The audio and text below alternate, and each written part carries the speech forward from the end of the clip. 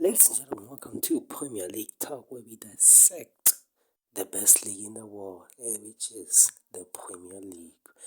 Without any further ado, we got 10 matches to go through, and let's get this started. Let's start with the unbelievable game between Liverpool versus Newcastle, which ended 2-1, with Liverpool going down to 10 men. And Darwin freaking Nunez being the hero of Liverpool with those two goals. Wow. This is why we love this league. This is why we love this league. The drama, the passion. Because for Liverpool, it's a great win. It's a great win. But as for Newcastle, wow, it's a bitter pill to swallow. A bitter pill to swallow. For Eddie Howe, I don't know. It's gonna be interesting how they move on from this. But for Liverpool, they should take this as a sign that hey, we are back this season and we can do anything. They should give Darwin Nunez the confidence to score more goals. And they've got Villa next. And if they win against Villa, should be able to say, hey, we might be actually title contenders this season. As for Newcastle, is it the end of the fairy tale? We don't know, but we will see what happens in the next coming days and weeks because they've got Brighton up next. They'll also want to bounce back from that 3-0 loss to West Ham, making Brighton versus Newcastle an interesting game. Let's go to Manchester City, who faced Sheffield United at Bramall Lane. Let's be honest, I think we were all expecting City to win comfortably with a 3-4, maybe 5-0 victory, but Sheffield United surprised all of us.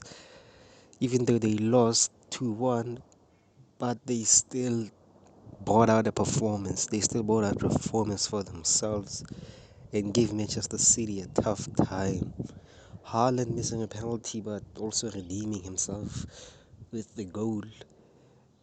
I can't remember the player, but and then Sheffield United equalized, and then 5 minutes later, Rodri, the clutch player for Manchester City, scored the decisive goal for Manchester City to win. I think this symbolizes one thing. This symbolizes City's championship mentality, the champions mentality. No matter what happens, they still find a way to win. This is why they're favourites to lift the Premier League trophy for the fourth time in a row. As for Sheffield United, I think they should take pride in this performance and take this performance into more of their games because out of the three promoted clubs, they look the most likely to survive. Burnley and True nothing, and basically Luton are just on loan from the Championship. I don't know, guys. Wrapping up the Sunday League fixtures with Burnley versus Aston Villa, which Aston Villa won 3-1. I feel like Aston Villa now are just taking out their pain for that 5-0 5-1 loss against Newcastle because wow, they have been just demolishing teams. That being Everton and recently Burnley, but I don't know. They could be looking good, Aston Villa. I don't want to jinx them right now, but they could be looking good for it. Maybe a Champions League top four challenge this season, but still too early in the season to determine anything. But watch out for Aston Villa because that type of football they're playing, it's something else. As for Burnley, the one problem is they can't take chances. They can't take chances. And in this league, to survive, you need to take your chances. And if they continue like this, then they're obviously going to get relegated. You heard me say in the previous recap of Sheffield versus City, I said Sheffield were the most likely to survive, but if Burnley don't take their chances, they're going to be going down. Now let's talk about the mighty Spurs, who once again won 2-0 away at Bournemouth.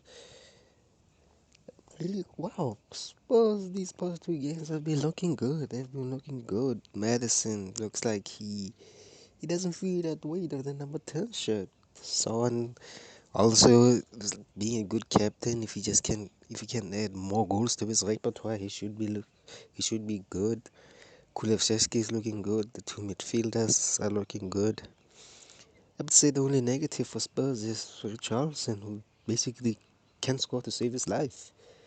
And with Harry Kane gone, he should be the one stepping up. He should be the one stepping up to get the goals because you can't rely on Son, Kulusevski, Madison, Psak, Benzema to get the goals, to get all the goals. In the last time, Richarlison should be the one who should get the goals, but because if he doesn't, then I feel like Spurs need to go back into the market and find a striker who can score goals. Let's talk about West Ham versus Brighton, which ended in a 3-1 victory for West Ham. West Ham just showed it. West Ham showed a defensive masterclass. Wow, they won with only about 20 something 7% of the ball. Wow, they frustrated Brighton. They frustrated Brighton. The first goal, it only they only had 9 passes in that game before they scored the first goal. Mikel Antonio is looking good. James Ward-Prowse seems like a bargain, and they only bought him for 30 mil. That's a bargain. Wow, it's like he's one of those top 5 underrated signings.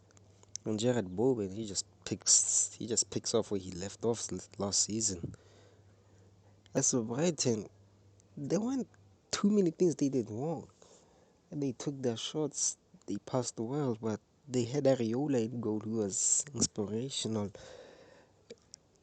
They sh- they didn't actually do too much wrong. I think in the end they deserved the goal, but West Ham just were a defensive machine that in that game. But now let's talk about Manchester United, who won 3-2 against Nottingham Forest. Wow, this game was an absolute classic at Old Trafford, with Nottingham Forest getting 2 goals in 4 minutes.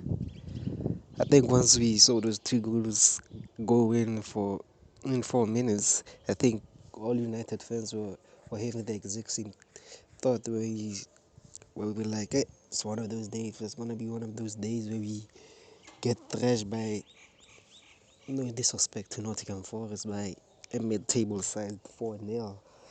But they managed to come back with goals from Eriksen, Bruno, and Casemiro. Also, Chelsea won. Chelsea won at Stamford Bridge to beating Luton Town 3-0. But come on, I think that was a given considering, like I said, Luton are just on loan from the Championship. Hopefully they can prove it wrong, I don't know. But they needed to win this game. Sterling was at his dazzling best. It was like almost seeing him in a Manchester City shirt again. Jackson looks good. I think, yes, even though it's Luton, I think they should be taking positives out of these performances against other sides. But as for Luton, well, like I said, they're basically on loan from the Championship. Let's talk about the Gunners of London, Arsenal, who drew 2-2 against Fulham. They had a bad start with conceding in the first minute. It's like, wow. It's almost like a habit. I mean, like, they've conceded first minute goals. It's like they love conceding first minute goals at home, but they managed to come back with Saka and Nketiah scoring, but and then Fulham got a red card for Calvin Banassi. I don't know if I'm pronouncing it right. They should have at least tried to get a third goal, but I think João Palhinha equalized for Fulham, and that was basically game over. Arsenal couldn't break down Fulham, and at the end of the day, they ended in a 2-2 draw. There were two other fixtures which were Brentford versus Crystal Palace, which ended in a 1-1 draw. Goals coming from Kevin Chalet. I don't know if I pronounced that right again, forgive me. And Joachim Anderson. And the final game, which was Wolves versus Everton, with Wolves winning that 1-0 from a late goal from Sima Kavalic.